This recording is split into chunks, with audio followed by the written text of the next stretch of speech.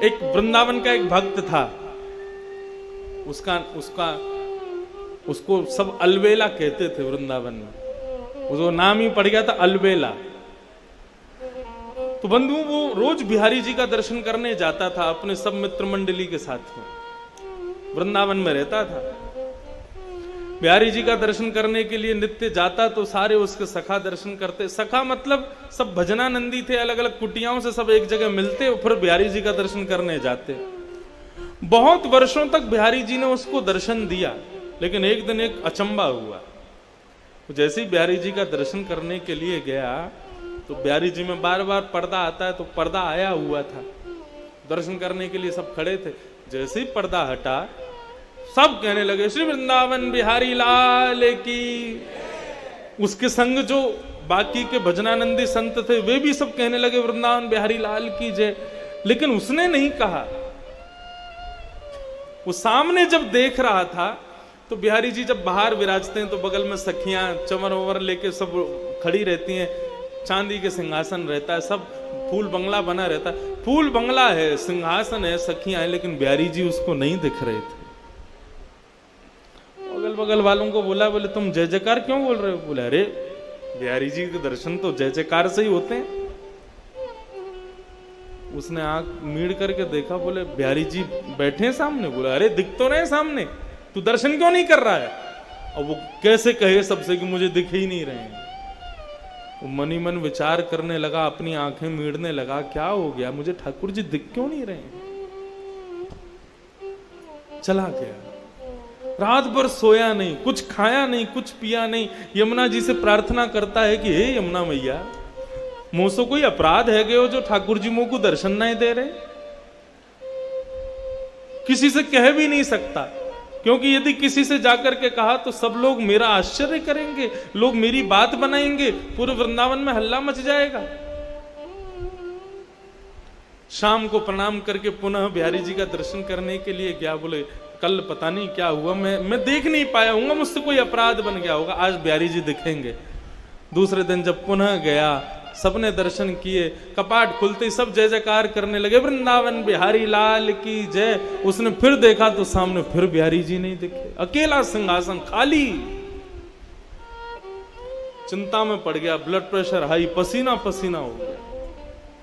मुझसे क्या अपराध हो गया, बिहारी जी मुझे दिख क्यों नहीं रहे हैं? किसी को पता ना चले तो उनसे बड़े अलग ढंग से पूछता है, बिहारी जी की पोशाक बड़ी सुंदर है ना? तो बताते हाँ आज तो पीली पोशाक पहनी है, हाँ देखो कमल की माला पहनी है, बिहारी जी का मुकुट कितना सुंदर लग रहा है, बिहारी जी की सुंदर देखो क्या छटा दिख रही है, गाल ऐसे चमक रहे हैं। सुन करके रोने लग जाता, बोले मुझे क्यों नहीं दिख रहे हैं? रात भर नहीं सोया, 2 दिन हो गए, ना सोया ना खाया ना पिया, कुछ नहीं, बस इसी चिंता में है कि बिहारी जी मुझे दर्शन क्यों नहीं दे रहे। तीसरे दिन सुबह वृंदावन परिक्रमा लगा करके आया, यमुना स्नान किया, ब्रजवासियों को प्रणाम करने लगा। अरे कोई अपराध हो गया हो तो हे बिहारी जी क्षमा करना। अपनी दोनों उंगलियों को मीड़ करके आज एक बार अपने ऊपर विश्वास करके तीसरा प्रयास करता है, आज यदि बिहारी जी दिख गए तो ठीक, नहीं तो प्राणों का त्याग कर दूंगा। जैसे ही मंदिर में प्रवेश किया, कपाट खुले, सबको बिहारी जी दिखे, उसको नहीं दिखे। तत्क्षण निकल गया। यमुना जल में अपने प्राणों का परित्याग करने का मन बना लिया। बोले जिस देह को बिहारी जी नहीं दिख रहे, उस देह को जीवित रख के क्या फायदा? जिस देह से, जिन कानों से कथा नहीं सुन सकते, जिन आंखों से दर्शन नहीं कर सकते, जिन नाक से ठाकुर जी के चरणों की सुंदर सुगंधी नहीं ले सकते, जिस जीव से ठाकुर जी का प्रसाद नहीं पा सकते, जिन पैरों से प्रदक्षिणा नहीं कर सकते, उस देह का मतलब क्या है रहने का? निकल गया, बोले आज प्राणों का परित्याग कर दूंगा। यमुना के किनारे जाकर के बैठ गया, हे यमुने मैया कृपा करो, मुझसे कोई अपराध है गया? मुझको याद है मैंने ऐसो कछु ना कियो, जाके भाव से ठाकुर जी मुझको दर्शन नहीं दे रहे हैं। यदि मेरा कोई अपराध है, बिहारी जी मुझको दर्शन नहीं दे रहे हैं, तो या दर्शन ना देनो तो एक प्रकार से मेरो वध के समान है, मैं आज अपने प्राण त्याग दूंगा। यमुना जल में प्रवेश करने लगा अपने प्राणों के परित्याग के लिए। तभी एक व्यक्ति वहां पर आया, उसको कुष्ठ रोग हो गया था, उसको एक रोग हो गया था, उसके पूरे शरीर पर, पूरे अंग पर, पूरे मुख पर दाने हो गए थे। उस व्यक्ति ने आकर कहा, अरे महाराज रुको, अपने प्राण मत त्यागो, यदि तुम चले गए तो मेरा बहुत बड़ा घाटा हो जाएगा। बोला तुम्हारा क्या घाटा होगा? बोले बाहर तो आओ, मेरी बात तो सुनो। वो बाहर आए, उन्होंने कहा क्या बात है, क्या कहना चाहते हो? बोले महाराज मेरे को एक त्वचा का रोग हो गया है। बोले अच्छा, तो इसका इलाज करवाओ, मुझसे क्यों पूछ रहे हो? बोले कि मैंने इलाज करवाया लेकिन मेरा ये दूर नहीं हुआ। मैं वृंदावन आकर के रहने लगा, तभी एक संत ने मुझसे कहा कि भैया यदि तुमको अपना कुष्ठ रोग दूर करना है तो मैंने स्वप्न में तुमको देखा था, और स्वप्न में बिहारी जी ने मुझे प्रेरणा दी कि यदि मेरा भक्त अलबेला इसको कह दे, इसकी गुहार मुझसे लगा दे कि हे बिहारी जी इसका कुष्ठ रोग ठीक कर दो, तो ये ठीक हो जाएगा। अलबेला बोला ये कौन सी विचित्र बात बता रहे हो, तुमको रोग हुआ और मैं बिहारी जी से कहूं कि इसका रोग दूर कर दे, और बिहारी जी तुम्हारा रोग दूर कर देंगे? जो मुझे दर्शन नहीं दे रहे वो मेरी बात से तुम्हारा रोग कैसे दूर कर देंगे? बोले आपका क्या लग जाएगा, आपको केवल इतना ही तो कहना है बिहारी जी इसको ठीक कर दो, मैं ठीक हो जाऊंगा तो सब ठीक हो जाएगा, आप फिर जो चाहो वो कर लेना, इतना कहना ही तो है। उसने कहा ठीक है, तुम्हारी बात मान जाए तो बढ़िया है, मुझे तो दर्शन हो नहीं रहे बिहारी जी के। हे बिहारी जी मेरे से तो कोई अपराध हो गया, मुझे तो दर्शन दे नहीं रहे हो, लेकिन इस भक्त का भाव है यदि मैं कह दूंगा तो ये ठीक हो जाएगा, इसलिए मैं प्रणाम करके कहना चाहता हूं इस भक्त का कुष्ठ रोग ठीक कर दो। जैसे उन्होंने कहा इसका कुष्ठ रोग ठीक कर दो, उसके अंग के सारे रोग दूर होने लगे, एक एक करके उसका समस्त जो जितना भी उसके अंग पर जो भी पीड़ा थी सब दूर हो गई। भक्त देख करके आश्चर्य करने लगा, मेरे को दर्शन नहीं दे रहे, 3 दिन से मुझे दर्शन जिनका नहीं हो रहा, वो मेरे एक बार कहने पर तुम्हारे रोग को दूर कर रहे हैं, मुझे समझ नहीं आ रहा ये हो क्या रहा है। इतने में सामने सांवरे सलोने श्री बिहारी जी महाराज प्रकट हो गए, प्रकट होकर के उसको दर्शन दे दिया। पहले तो दर्शन करके आनंदित हो गया, खूब रोया, बोले प्रभु मुझसे कोई अपराध हो गया जो मुझे दर्शन नहीं दिया, और ये सब क्या लीला है आपकी, मुझे एक बार बताओ, विस्तार से वर्णन करो, ये सब क्या हुआ है। बिहारी जी कितनी अच्छी बात कहते हैं। बिहारी जी बोलते हैं वो संसार के लोग मेरे मंदिर में आते हैं, सब कोई भी शांत नहीं रहता है, बोलते ही रहते, बोलते ही रहते, बोलते अपने सब कष्ट मुझको बताते हैं, किसी के परिवार में कष्ट, किसी के शरीर में कष्ट, किसी की मैया से दुखी, किसी कोई पत्नी से दुखी, कोई बच्चों से दुखी, सब कष्ट में हैं, सब मुझसे आकर के यही मांगते रहते हैं कि हे बिहारी जी कृपा करो। लेकिन आज तक तूने मुझसे आकर के कुछ नहीं कहा, तू सदा सर्वदा शांत रहा, तूने आज तक मुझसे कुछ नहीं मांगा, एक शब्द नहीं मांगा। तू जब भी मंदिर में आता है शांत भाव से खड़ा रहता है, मेरा दर्शन करके चला जाता है, कभी मुझसे कुछ मांगता नहीं। तू लोगों के मांगने से मेरे अंदर ऐसा भाव प्रकट हो गया, मैं केवल देना ही जानता हूं, उसके अलावा मेरे पास कुछ नहीं है। लेकिन अलवेला मेरे से आकर के कभी कुछ नहीं मांगता है, तो जो मुझसे कुछ नहीं मांगता ऐसे व्यक्ति को मैं दर्शन कैसे दूं? मुझसे कभी कुछ मांगता ही नहीं है, उसको दर्शन देने का तो मुझे अधिकार ही नहीं है। मुझे स्वयं पर एक ऋण जैसा लगता है तू कुछ मांगता नहीं है तो, क्योंकि संसार के लोग मांगते हैं, तू नहीं मांगता ना, इसलिए मुझे ऋण लगता है, ऐसा लगता है मुझ पर लोन चढ़ा दिया तूने, इसलिए उस ऋण से उऋण होना चाह रहा था मैं, इसलिए 3 दिन से भाग रहा था। ऋण मांगने वाले जब आते हैं तो ऋण देने वाला भाग जाता है। ऐसे ही तू रोज आता था तो मैं रोज चला जाता था कि इसका ऋण मुझ पर चढ़ा है, मैं कैसे दूर करूं उस ऋण को। लेकिन आज मैंने एक लीला करवाई, तू 3 दिन से रो रहा था मुझे दर्शन दो दर्शन दो, मैंने कि पहले तेरा ऋण चुकता होगा तभी तुझको दर्शन दूंगा। तो मैंने ऐसी योजना बनाई कि तेरे द्वारा कुछ तो मांगा जाए, तो इस कुष्ठ रोगी का कुष्ठ रोग दूर करने का भाव तूने मुझसे मांगा, तेरा ऋण उतर गया, मैंने तुझको दर्शन दे दिया। इसका मतलब दो भाव में हैं। इसका मतलब ये मत समझना कि बिहारी जी से हम कुछ मांगेंगे नहीं तो बिहारी जी अदृश्य हो जाएंगे, नहीं। अरे विचार करो, बिहारी जी के सामने जाकर के केवल शांत रहोगे, कुछ कहोगे नहीं, केवल बिहारी जी का दर्शन करोगे, अपने मनोभाव कुछ नहीं व्यक्त करोगे। शांत व्यक्ति ठाकुर जी को अति प्रिय है।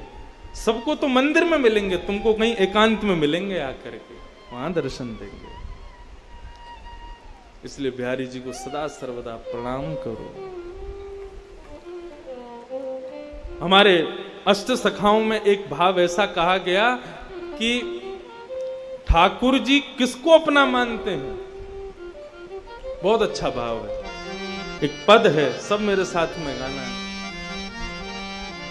जब अपनों कर जाने गिरधर, जब अपनों कर जाने गिरधर, जब अपनों कर जाने गिरधर, जब अपनों कर जाने गिरधर, ताको मन भक्तन की सेवा, ताको मन भक्तन की सेवा, ताको मन भक्तन की सेवा, ताको मन भक्तन की सेवा, भक्त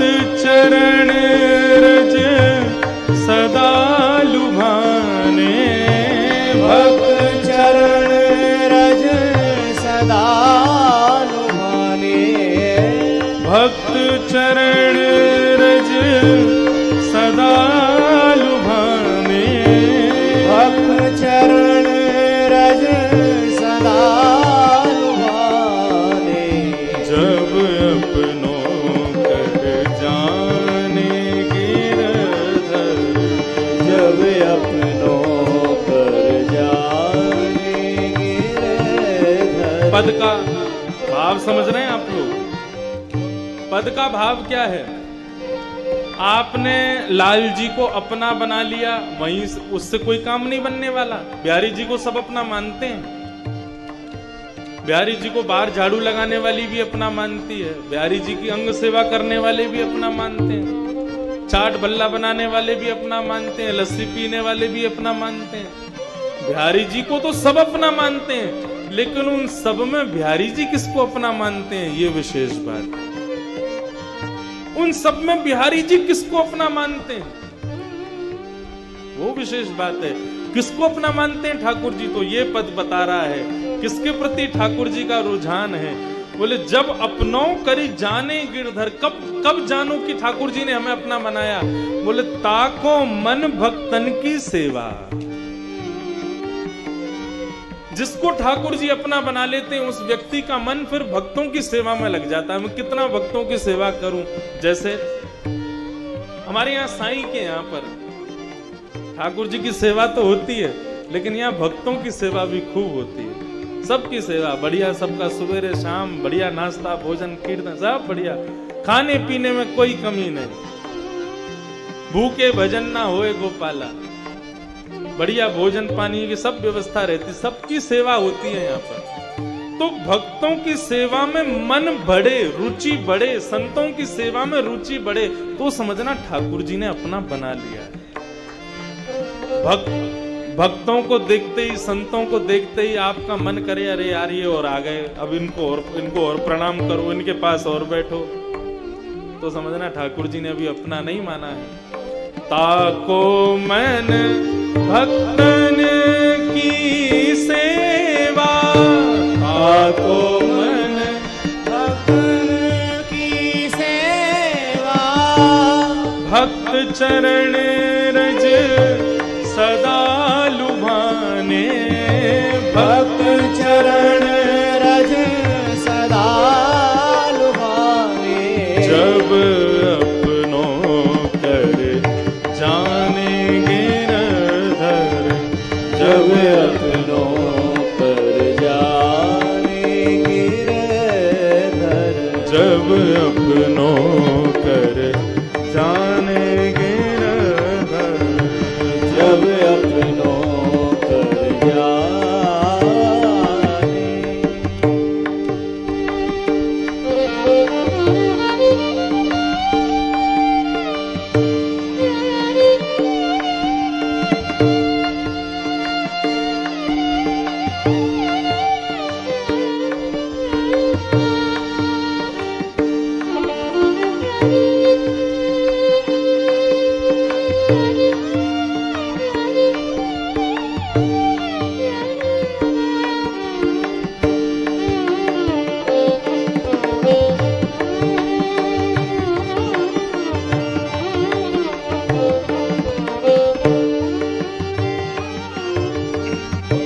भक्तन में मति भक्तन में गति, भक्तन में मति भक्तन में गति, भक्तन में मति भक्तन में गति, भक्तन में मति भक्तन में गति।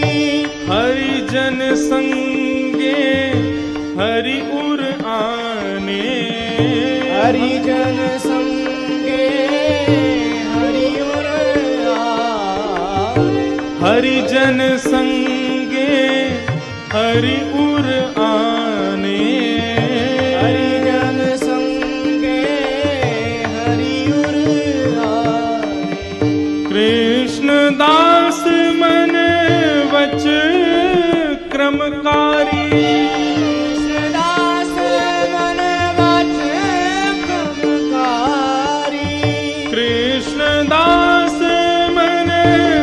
वच क्रमकारी, कृष्णदास मन वच क्रमकारी। हरिजन संगे हरि उर आने, हरिजन संगे हरि उर आने। जब अपनों कर जाने गिरधर, जब अपनों कर जाने गिरधर, जब अपनों कर जाने गिरधर, जब अपनों कर जाने। एक मन का भाव कहूं, हम साईं से एक दक्षिणा लेना चाहते हैं अपने प्रवचन की, और दक्षिणा में हम चाहते हैं कि ऐसे श्रोता हमको हर कथा में मिला करें। यहां हर प्रकार के श्रोता, पीछे वाले कई सो भी जाते हैं, लेकिन कोई बात नहीं। लेकिन जब भी पद आदि का गान होता, इन पदों को जब हम बाहर कहीं गाते हैं ना, लोग ऐसे देखते हैं क्या गा रहे हैं, इनका अर्थ क्या है। लेकिन आप लोग देखो फिर भी साथ ही गाते हो तो मन बड़ा आनंदित होता है। भजन और कीर्तन ये हम मानवों को प्रिय हैं, लेकिन ये पद ठाकुर जी को प्रिय है। ये उनकी प्रसन्न, और मैंने पहले ही कहा यहाँ वो ही करना है जिससे वो प्रसन्न हो, जिससे उनको सुख मिले। क्या कह रहा है ये पद? बहुत अच्छी बात बता रहा है। गिरधर जब अपनों करी जाने, कब जानो कि ठाकुर जी ने अपना बना लिया? बोले ताको मन भक्तन की सेवा। जिसका मन भक्तों की सेवा में हो जाए, समझो कि ठाकुर जी ने उसको अपना लिया। क्यों? क्योंकि हरिजन संगे हरि उर आने, भक्तों के संग ही भगवान घर पर आते हैं। जिसके घर पर भक्त ज्यादा नहीं आते, जिसके घर पर संत ज्यादा नहीं आते, ऐसे घर में ठाकुर जी कभी नहीं आएंगे। ये इस प्रकार से समझो, प्राइम मिनिस्टर जिस जगह पर जाते हैं उससे पहले प्रोटोकॉल देखने वाले आते हैं, सिक्योरिटी वाले। प्राइम मिनिस्टर आने वाला है तो देखने आते हैं, हाँ भाई ठीक है ना, सब शुद्धता है, पवित्रता है, कहाँ सिक्योरिटी है, कहीं लोग बाग डिस्टर्ब तो नहीं करेंगे, किसी प्रकार से हमारे प्राइम मिनिस्टर को खतरा तो नहीं। ऐसे ही जिस घर में खूब सारे संत और भक्त आते हैं, समझो ये प्राइम मिनिस्टर के सब प्रोटोकॉल आते हैं, सब सिक्योरिटी वाले आते हैं देखने के लिए। हाँ भाई भोजन रसोई शुद्ध तो है ना? ना, शुद्ध है। प्रसादी बढ़िया बनती है ना? नहीं नहीं बोलो, बहुत बढ़िया प्रसादी बनती है। यहाँ पे सुख का विचार किया जाता है कि नहीं? ऐसा तो नहीं कि कोई संत महात्मा आ जाए तो बाहर, हाँ भाई बाहर बैठाओ, बाहर मिलेंगे उनसे, ऐसा तो नहीं है ना। बोले नहीं नहीं, सबको बहुत प्रेम से स्वागत सत्कार किया जाता है। तो जब संत महात्मा किसी स्थान पर जाकर के प्रसन्न हो जाते हैं, भक्तगण किसी स्थान पर जाकर के प्रसन्न हो जाते हैं, बार बार मन बनाते हैं अरे वहीं चलो वहीं चलो वहीं चलो। तो उनके मुख से बार बार उस स्थान की प्रशंसा सुनकर के भगवान कहते हैं अच्छा इतना बढ़िया जगह, तो चलो एक बार हम भी चलते हैं तुम्हारे साथ। तो इसलिए हरिजन संगे हरिपुर आने, जब तक भक्त प्रसन्न नहीं होंगे, भक्तों के चरणों में आपकी प्रीति नहीं होगी, तब तक ठाकुर जी नहीं आएंगे। ठाकुर जी कब आएंगे? जब भक्तों के चरणों में आपकी प्रीति हो, भक्तों में प्रीति हो। वो कैसे बनेगी? जब भक्तों की चर्चा सुनोगे, संतों की चर्चा सुनोगे, मतलब सुनोगे। श्रवण, श्रवण भक्ति प्रथम भक्ति है। सुनो। हमारे देह में 10 इंद्रियां हैं। कौन कौन सी 10 इंद्रियां हैं? 5 ज्ञान इंद्रिय, 5 कर्म इंद्रिय। उन 10 इंद्रियों में सर्वश्रेष्ठ इंद्रिय कौन सी है? कान सबसे श्रेष्ठ है। क्यों? आंख आदान भी करती है, प्रदान भी करती है। जीव आदान प्रदान दोनों भाव में, हाथ आदान प्रदान दोनों भाव में, पैर आदान प्रदान दोनों भाव में है। लेकिन कान एकमात्र ऐसी वस्तु है जो केवल आदान करती है, ग्रहण करती है, प्रदान कुछ नहीं करता। इसमें ग्रहण की बहुत बड़ी एक सरलता है। कान हमारे बहुत सरल हैं, सब ग्रहण करते हैं, सब लेते हैं। और जिसमें ग्रहण की ताकत है, जिसमें ग्रहण का स्वभाव है, वो भगवान को अति प्रिय है। जो ग्रहण करना जानता है वो ठाकुर जी को बहुत प्रिय है। इसलिए ठाकुर जी ने अपनी कथा के लिए कान बनाए। पहली भक्ति कौन सी? श्रवण करो। श्रवण कैसे करना चाहिए? 4 उपाय मैंने बताए, वैसे श्रवण होना चाहिए। वैसा श्रवण यदि हो जाए तो ठाकुर जी मिल जाएंगे। तो पहली भक्ति श्रवण। और दूसरी भक्ति क्या है? श्रवणम कीर्तनम विष्णु। दूसरी भक्ति कौन सी है? कीर्तन। कीर्तन का मतलब क्या है? कीर्तन का अभिप्राय क्या है? भगवान की कीर्ति का गान करते करते करते करते करते जब आप अपने तन का भी भाव भूल जाओ, उसको कहते हैं कीर्तन। पग घुंघरू बांध मीरा नाची रे, वो कीर्तन है। जहां पर अपने तन का भाव रखा है उसको कीर्तन नहीं कहते। एक शब्द पिछली साल बहुत सारे शब्द नए नए आए थे, अन्योन्याश्रय, और एक शब्द और आया था पिछले साल के प्रवचन में, वो था, अच्छा एक बात बोलूं, मैं सब जगह कथा भूल जाता हूं लेकिन कोकिल साई की नहीं भूलता। इतनी कथाएं होती हैं, सब जगह के भूल जाते, हमने क्या कहा। लेकिन साई के यहाँ कुछ ऐसा लगता है जैसे कि गले में आके कोई और बैठ गया है क्या।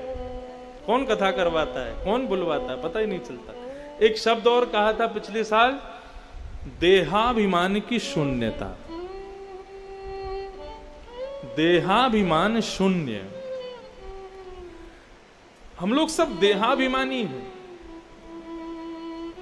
देहाभिमानी का मतलब क्या है? जीव को रस चाहिए। क्या चाहिए? रसगुल्ला चाहिए। कोई गुलाब जामुन दे, नहीं नहीं नहीं मेरा मन तो रसगुल्ला खाने के, ये देहाभिमान है। कानों को स्वर चाहिए। जगजीत सिंह चला दे, बोले नहीं नहीं मुझे अरिजीत सिंह ही सुनना है, ये कानों की, ये देहाभिमान है। भैया हमारे पास तो कूलर पंखा की व्यवस्था नहीं, मैं तो एसी के बिना सोऊंगा ही नहीं, ये देहाभिमान है। दुकानदार के पास गए, बोले भैया मेरे पास तो मटका सिल्क है, मेरे पास, मैं तो सूती ही पहनता हूं, ये देहाभिमान है। चप्पल लेने के लिए गए, बोले बाटा की है भैया, बोले मैं तो क्रॉक्स ही पहनता हूं, ये देहाभिमान है। हमारे अंग को जो चाहिए वो उसको दिला देना, ये देहाभिमान है। हमारे अंग प्रत्यंगों को जो चाहिए वो उसको ना देना, ये देहाभिमान की शून्यता है।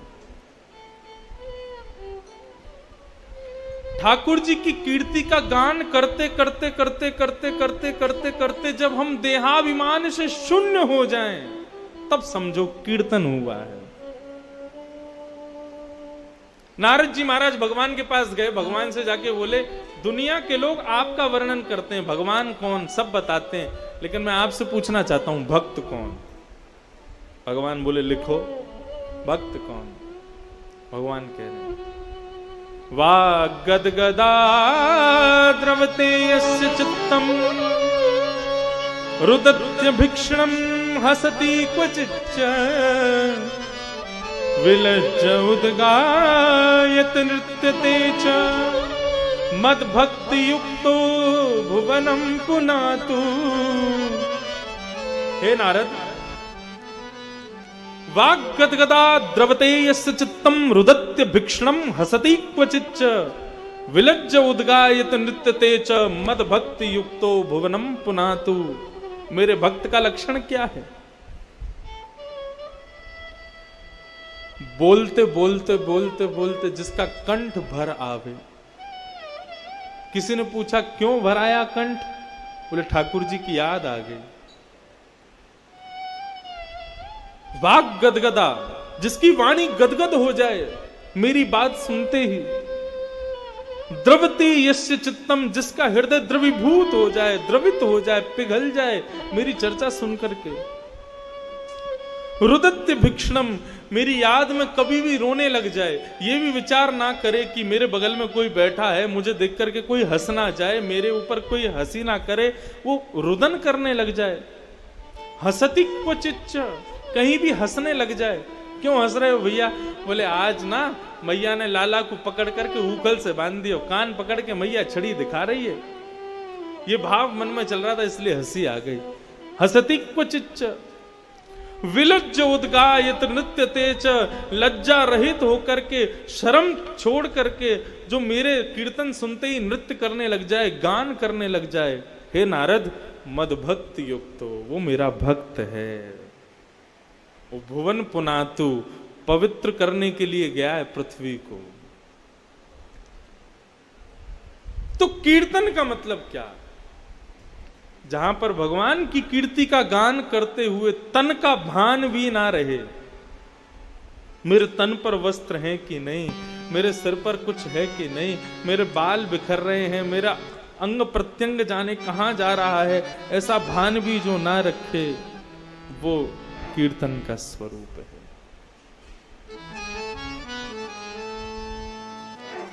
कीर्तन कब होता है? घड़े में से पानी दो स्थिति में निकलता है, या तो पानी को निकाला जाए या फिर घड़ा ओवरफ्लो हो जाए। दो स्थिति में पानी निकलता है, या तो घड़े में से जल डाल करके निकाला जाए या फिर ओवरफ्लो हो जाए। ऐसे ही कीर्तन भी दो स्थिति में निकलता है, या तो कोई तुमको चेता दे, तुमको जैसे अब यहां पे मैं चेताने बैठा हूं, ये सबरे घड़ा बैठे हैं सामने, और ये घड़ा बैठ बैठ के जैसे मैंने कीर्तन का गान किया तो मैंने चेताया, मतलब मैंने गिलास डाला तो आपके भीतर से कीर्तन निकल आएगा। तो पहली स्थिति तो ये, और दूसरी स्थिति कब? बोले कृष्ण का स्मरण करते करते करते ओवरफ्लो हो जाए, अपने आप निकल आवे। ये दो स्थिति में कीर्तन होता है। दो स्थितियां हैं कीर्तन की। कृष्ण स्मरण करते करते, साईं का स्मरण करते करते, बिहारी जी का स्मरण करते करते, श्री राधा वल्लभ लाल जी का स्मरण करते करते अपने आप प्रकट हो जाए, अनायास निकल आवे, तो कीर्तन होता है, या किसी के कराने से कीर्तन होता है। साईं को देखते ही और यहां बैठते ही मेरा तो ओवरफ्लो ही चलता है। मुझे कोई चेताने नहीं बैठा यहां पर निकालो, वो इतना भरते हैं ऊपर से, निकलता ही रहता। मुझे खुद नहीं पता मैं क्या कह रहा होता हूं, निकलता ही रहता है। बस मैं भूल जाता हूं मेरे साथ क्या हुआ या मेरे जीवन में क्या चल रहा है या मैं कहां से आया कहां को जा रहा हूं, सब भूल के अनायास अपने आप प्रकट होता है। कीर्तन की ये दो स्थितियां, बिना श्रवण के कीर्तन नहीं हो पाएगा। पहले ठाकुर जी को सुनना पड़ेगा, जब श्रवण करोगे तब कीर्तन होगा।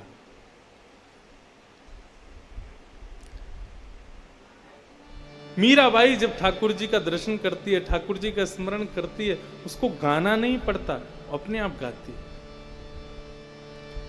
मीराबाई ने भगवा वेश धारण किया, भगवा वेश धारण करके आ गई तो उसकी सखियों ने पूछा, हे मीराबाई तू राजघरानी की, तेरे पास पहनने के लिए इतने सुंदर सुंदर वस्त्र, इतने बढ़िया बढ़िया आभूषण, इतने बढ़िया बढ़िया सब व्यवस्थाएं, फिर भी ये भगवा वेश में क्यों रहती है? मीराबाई कितनी अच्छी बात कहती, जा भेषा मारो सांवरो रीझे, जिन भेषा मेरो गिरधर रीझे, मैं तो सोही भेष धरूंगी, ओ मैं तो सोही भेष धरूंगी, ओ मैं बैरागन मैं बैरागन हूंगी, मैं बैरागन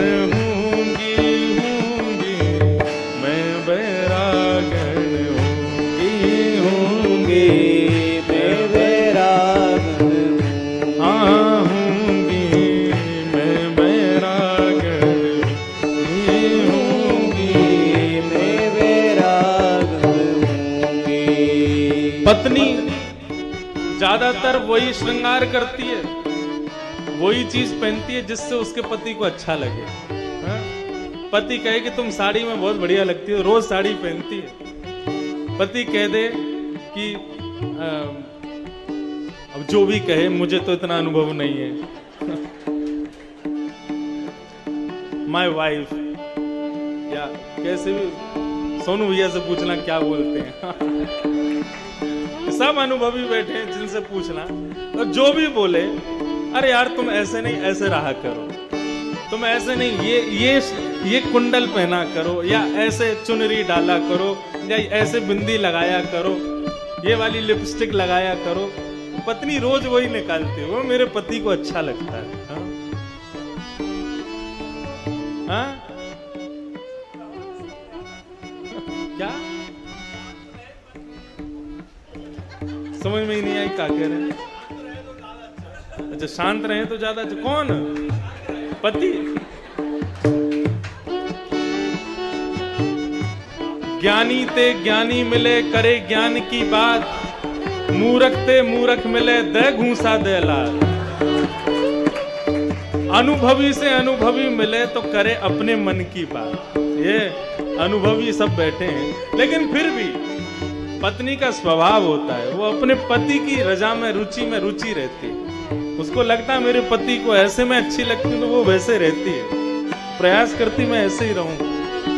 पति नहीं रहते, पति को पत्नी कहे कि आप ऐसे नहीं ऐसे रहो, पति उसकी ज्यादा बात ध्यान नहीं देता, लेकिन पत्नी बहुत ध्यान देती है। मेरे पति को ऐसे अच्छा लगता है तो ऐसे हम रहें। ऐसी बंधुओं, हम वृंदावन वासियों के प्रियतम बिहारी जी। कोई मुझसे पूछता है, महाराज जी ये आप बगलबंदी क्यों पहनते हो, आप धोती क्यों पहनते हो, आप चोटी क्यों रखते हो, आप तिलक क्यों लगाते हो, गले में कंठी क्यों पहनते हो? मैंने कहा भैया, दुनिया के लोग जीन्स पैंट पहन करके बिहारी जी का दर्शन करने जाते हैं। बिहारी जी कहते हैं हाँ दिल्ली वाला आया है, पंजाब वाला आया है, कलकत्ता वाला आया है, आदि आदि देश के आए हैं। लेकिन जैसे कोई धोती बगलबंदी में जाता, ठाकुर जी हाँ मेरा कोई आया है, मेरा अपना कोई आया है। कोई तिलक लगा करके जावे, चंदन लगा करके जावे, सुंदर वेश धारण करके जाए, ठाकुर जी कहते मेरा कोई आया। जिन भेषा मारो गिरधर रीझे, जिन भेषा मारो गिरधर रीझे, जिन भेषा मारो सांवरो रीझे, जिन भेषा मारो सांवरो रीझे, मैं तो सोही भेष धरूंगी, धरूंगी सोही भेष धरूंगी, ओ मैं तो सोही भेष धरूंगी, हो मैं तो सोही भेष धरूंगी, हो मैं बैरागण होंगी, होंगी मैं बैरागण होंगी, मैं बैरागण होंगी, होंगी मैं बैरागण होंगी, हो बाला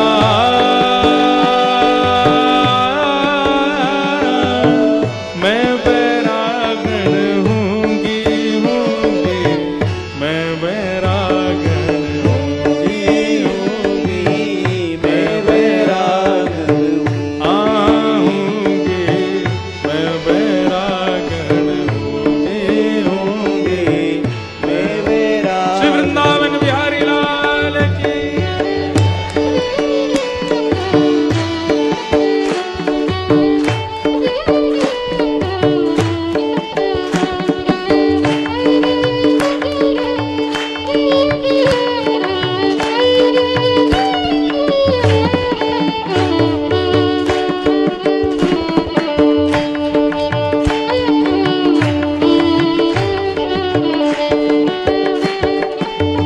कहो तो कुसुमल साड़ी रंगावा, कहो तो कुसुमल साड़ी रंगावा, कहो तो कुसुमल साड़ी रंगावा, कहो तो कुसुमल साड़ी रंगावा, ओ कहो तो भगवा भेष, कहो तो भगवा भेष,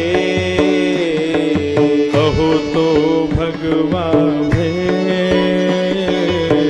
कहो तो भगवा भेष, कहो तो मोतियन मांग भरावा, कहो तो मोतियन मांग भरावा, कहो तो मोतियन मांग भरावा, कहो तो मोतियन मांग भरावा, ओ कहो छिटकावा केश, कहो छिटकावा केश, ओ बाला कहो छिटकावा केश, बाला कहो छिटकावा केश, ओ मैं बैरागण होंगी, होंगी मैं बैरागण होंगी, मैं बैरागण होंगी, होंगी मैं बैरागण होंगी,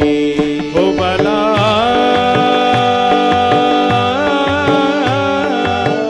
मैं बैरागण होंगी, होंगी मैं बैरागण होंगी, होंगी मैं बैरागण होंगी, मैं बैरागण होंगी, मैं बैरागण होंगी, मैं बैरागण होंगी, मैं बैरागण होंगी, मैं बैरागण। गोविंद मेरो है, गोपाल मेरो है, गोविंद मेरो है, गोपाल मेरो है, गोविंद मेरो है, गोपाल मेरो है, गोविंद मेरो है, गोपाल मेरो है, मेरा बांके बिहारी नंदलाल मेरो है, मेरा बांके बिहारी नंदलाल मेरो है, ओ मेरा रमण बिहारी गोपाल मेरो है, मेरा रमण बिहारी गोपाल मेरो है, हे गोविंद मेरो है, गोपाल मेरो है, गोविंद मेरो है,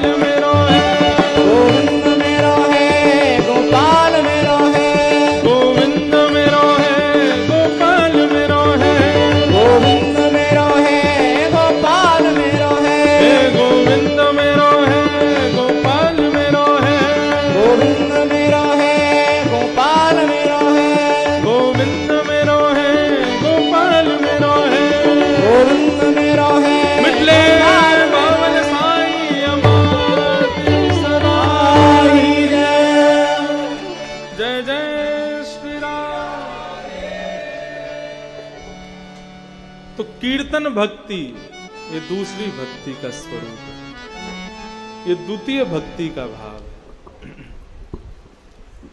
कीर्तन, तो कीर्तन का अभिप्राय बताया गया, जहां भगवत कीर्ति का गान करते हुए व्यक्ति देहाभिमान से शून्य हो जाए तो समझा जाए कि ये कीर्तन भक्ति है। कीर्तन भक्ति। ब्रज में जितने भी भक्त हुए सबने ठाकुर जी की प्राप्ति के बाद में फिर कीर्तन का गान किया ही है। कीर्तन करना नहीं पड़ता, अपने आप होता है, अपने आप होता है। ठाकुर जी के सन्मुख कीर्तन का मतलब केवल गान करना ही कीर्तन नहीं है। सावधानी से सुनिएगा। केवल हम भगवत नाम लेकर के उनका गान करें वही कीर्तन है, ऐसा भाव नहीं है। यहां पर जो मीराबाई का ये पद गाया गया, जो ये भाव बताया गया, उस भाव से ऐसा बताया गया कि जो अपने तन से उठ जाए, जो अपने देहाभिमान से शून्य हो जाए भगवत प्राप्ति में, वह देहाभिमान की शून्यता भी कीर्तन है, वह कीर्तन है। तो प्रथम भक्ति श्रवण भक्ति, द्वितीय भक्ति कीर्तन भक्ति। कीर्तन करो ठाकुर जी का। श्रवणम कीर्तनम विष्णो, और तीसरी भक्ति का नाम है स्मरण भक्ति। ठाकुर जी का स्मरण हो। जैसे मैंने बताया प्रथम भक्ति के आचार्य कौन है? प्रथम भक्ति के आचार्य श्री परीक्षित जी महाराज। ऐसे ही कीर्तन भक्ति के आचार्य हैं श्री सुखदेव जी महाराज। जो भागवत के प्रमुख वक्ता हैं श्री सुखदेव जी, वो कीर्तन भक्ति के आचार्य। कथा कहने वाले, कथा गाने वाले कथाकार एक भाव से, एक प्रकार से कीर्तन भक्ति के आचार्य। ठाकुर जी को बढ़िया शब्दों की पुड़िया में लपेट करके श्रोताओं को प्रदान कर देते हैं, ये होते हैं वक्ता। त्रिलोकी के साम्राज्य को संभालने वाले ठाकुर जी को शब्द की पुड़िया में बना करके श्रोताओं को दे देते हैं, ये कीर्तन भक्ति के आचार्य हैं, वक्ता। गोपियां गोपी गीत में कहती हैं, श्रवण मंगलम श्रीमदाततम भुवि गृह्णन्ति ते भूरिदा जना। भूरिदा जना। बोले हे ठाकुर जी, आपकी कथा गाने वाले कथाकार इस संसार के सबसे बड़े दानी हैं। क्यों? बोले आपको शब्दों की पुड़िया में बांध करके हमको दे देते हैं, इनसे बड़ा दानी कौन होगा? इनकी बड़ी कृपा है। तो कीर्तन भक्ति इसे कहते हैं। और तीसरी भक्ति का नाम है स्मरण भक्ति। आज स्मरण भक्ति तक श्रवण करें, फिर 3 भक्ति कल और सुनेंगे, फिर 3 भक्ति परसों। इस प्रकार अपनी नवदा भक्ति पूरी होगी। स्मरण भक्ति, स्मृति भक्ति, ठाकुर जी को याद किया जाए, ठाकुर जी का स्मरण किया जाए, विस्मृति ना हो। स्मरण भक्ति के आचार्य कौन हैं? भागवत में स्मरण भक्ति के आचार्यों में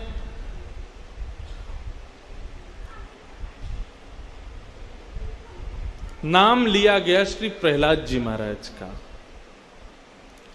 प्रहलाद जी महाराज नित्य ठाकुर जी का केवल स्मरण करते हैं। स्मरण किससे हो सकता है? भगवद नाम और भगवद कथा, ये 2 ही माध्यम हैं जिनसे ठाकुर जी का स्मरण किया जा सकता है। हम सब यहां बैठ करके साईं का स्मरण कर रहे हैं, रघुनाथ जी का स्मरण कर रहे हैं, बांके बिहारी जी का स्मरण कर रहे हैं। हम सब लोगों का जीवन भर स्मरण चलता ही रहता है, लेकिन वो स्मरण परिपक्व कब होता है? स्मरण परिपक्व कथा से होता है, कीर्तन से होता है। जब तक श्रवण और कीर्तन नहीं किया जाएगा तब तक स्मरण परिपक्व नहीं होगा। अपने प्रियतम के बारे में प्रियतमा जितना सुनती है उतना स्मरण ज्यादा होता है, उतना स्मरण दीर्घ होता है। कोई आकर के बताए तुम्हारा प्रियतम वहां रहता है, तुम्हारी प्रियतम ऐसे कपड़े पहनता है, तुम्हारा प्रियतम ऐसे चलता है, ऐसे हंसता है, ऐसे बोलता है, ऐसे सोता है, ऐसे जागता है, उन सबको सुनकर के प्रियतमा के हृदय में और ज्यादा उसके प्रति स्मृति का भाव बढ़ जाता है। स्मृति, और स्मृति कैसी भी हो, भाव कुभाव अनख आलसहु नाम जपत मंगल दिस दसहु। भाव से हो, कुभाव से हो, स्मृति होनी चाहिए, भगवत स्मरण होना चाहिए। कंस भय से स्मरण करता था, रावण भय से स्मरण करता था, शिशुपाल दंतवक्त्र भय से स्मरण करते थे, मुक्ति उनको भी मिली। भय से स्मरण करने वालों को मुक्ति मिली, तो हम तो प्रेम से स्मरण करते हैं, ठाकुर जी का भाव से स्मरण करते हैं, हमको क्यों नहीं प्राप्त होगी? प्रेम स्मृति बहुत जरूरी है। मथुरा में एक व्यक्ति रहते थे, उनका नाम था जगन्नाथ दास, उनकी पत्नी का नाम था किशोरी। बहुत ध्यान से सुनिएगा। उनकी पत्नी किशोरी का, वो किशोरी से बहुत प्रेम करते थे। अपनी पत्नी के प्रति इतना प्रेम था, इतना प्रेम था कि दिन रात उसी को देखने के लिए बहाने ढूंढते रहते थे।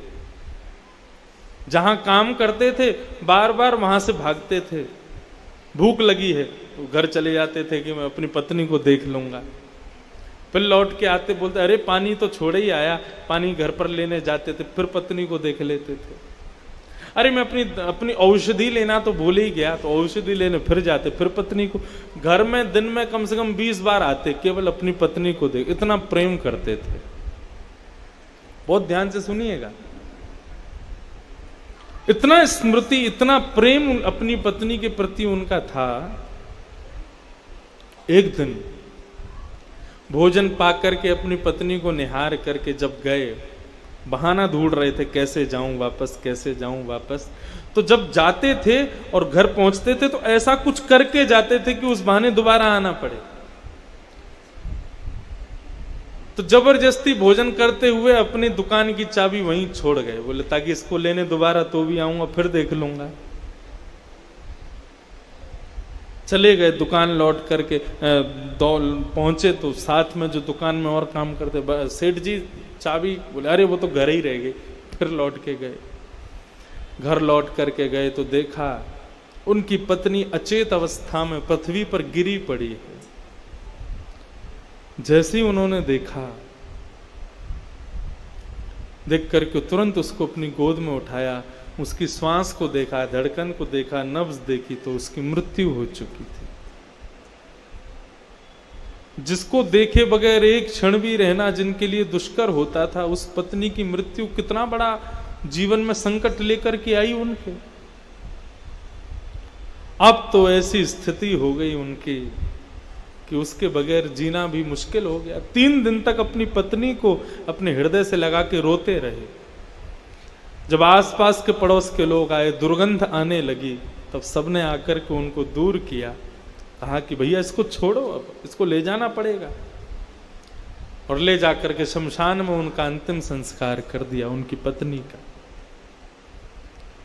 लेकिन वो इतना प्रेम करते थे अपनी पत्नी से कि विरह कातर हो गए। और बंधुओं, अनायास ही उनके मुख से हे किशोरी किशोरी किशोरी ये भाव मन में प्रकट होने लगा। नदी किनारे बैठ करके हे किशोरी तुम कहाँ हो, हे किशोरी तुम कहाँ हो, मेरी किशोरी तुम कहाँ हो, किशोरी नाम कहकर के सब जगह विचरण करने लगे। विचरण करते करते करते करते मथुरा के बीथियों में, मथुरा के जंगलों में प्रवेश कर गए। और विचरण करते करते करते करते किशोरी जी की ऐसी कृपा हुई कि मथुरा से सीधे बरसाना आ गए। बरसाना आकर के, हे किशोरी तुम कहाँ हो, हे किशोरी तुम कहाँ हो। अब नाम तो है उनकी पत्नी का, पुकार तो रहे अपनी पत्नी को, लेकिन किशोरी श्यामा जू है। बरसाना में जाकर के किसी कन्या को भी यदि आपने राधा नाम से पुकारा ना, तो किशोरी जी आएंगी, क्योंकि बरसाना में किशोरी, राधा, श्यामा ये किसी साधारण कन्या का नाम है ही नहीं। इस बरसाना ब्रजधाम वृंदावन में तो किशोरी श्यामा जू। उनकी विरह की वेदना इतनी थी, उनकी विरह की उनकी स्मृति इतनी ज्यादा तीव्र थी, एक क्षण भी किशोरी का नाम लिए बगैर रहते नहीं थे। हे किशोरी, हे किशोरी, हाँ किशोरी, हाँ किशोरी। किशोरी किशोरी करते करते विरह कातर हो गए। अपना श्रृंगार कर रही, नित्य लीला में विराज रही श्री किशोरी जी का हाथ कांपने लगा। ललिता सखी को बुलाया, सुनो ललिता, ये कौन है जो मेरा नाम उच्चारण कर रहा है इतने विरह भाव से, इतनी वेदना से, इतने करुण पुकार से मेरा स्मरण कर रहा है, ये कौन है? ललिता जी बोली, किशोरी जी आपको स्मृति में नहीं ला रहा है, वो आपका स्मरण नहीं कर रहा है, वो आपका स्मरण नहीं कर रहा, उसकी पत्नी का नाम किशोरी है, वो अपनी पत्नी का स्मरण कर रहा है। किशोरी जी बोली ठीक है, अपनी पत्नी को कर रहा होगा। पुनः श्रृंगार करने लगी, फिर हाथ कांपने लगा। किशोरी जी मनी मन विचार करने लगी, ललिता जी से कहने लगी, बोले वो भले ही अपनी पत्नी का स्मरण कर रहा है, लेकिन उसके भाव में इतनी करुणता है, इतनी सरसता है, इतना विरह है कि मैं किसी भी क्रिया को करने में असमर्थ हो गई। जब तक उसको बुला नहीं लूंगी, जब तक उसके सिर पर अपने दोनों वरद हस्त रख नहीं दूंगी, जब तक उसको अपने दर्शन दे नहीं दूंगी, तब तक वो शांत नहीं होगा। कृपा करो उसको बुलाओ। ललिता जी कहने लगी, इतनी अनायास कृपा किशोरी जी, वो व्यक्ति आपको बुला भी नहीं रहा है, आपको जानता भी नहीं, आपका स्मरण भी नहीं कर रहा, फिर भी आप उस पर कृपा कर रही हो। किशोरी जी कहती हैं, वो नाम भले ही भाव कुभाव से ले रहा है, लेकिन मेरा ले रहा है, लेकिन उसके नाम में जो विरह है, जो करुणता है, उसकी जो स्मरण शक्ति है, वो मुझे झकझोर रही है, उसको बुलाओ।